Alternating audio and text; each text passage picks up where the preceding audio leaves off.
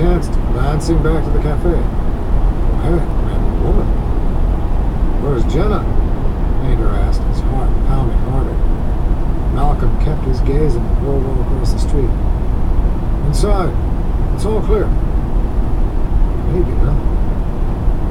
Disregarding the threat of the shooter, Painter bolted for the door and rushed inside. He held his pistol up with his good arm and scanned the tables, the bodies, and waded through the aftermath of the gun battle. He checked behind the counter in the kitchen. A spat of gunfire echoed to him from the street.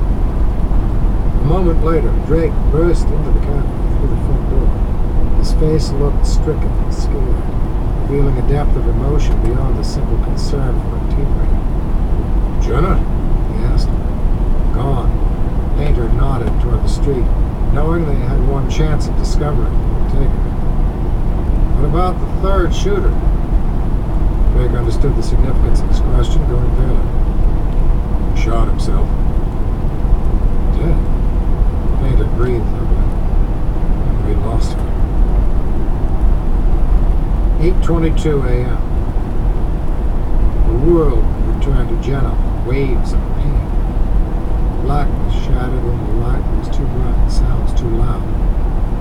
She lifted her head from the rattling floor of the van, igniting a lancing stab that ran from a knot above her left temple to her neck.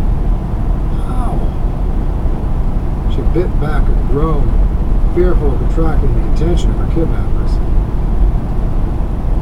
She took a fast assessment of her situation, her heart pounding in her throat.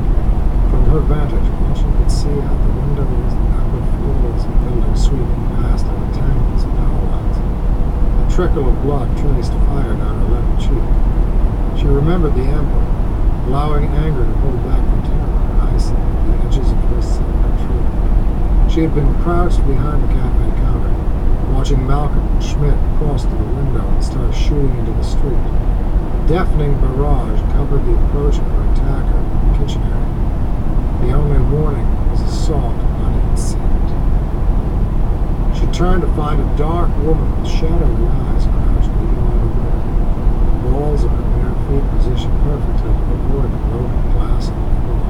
Not to avoid getting cut, but in a feral level of stealth.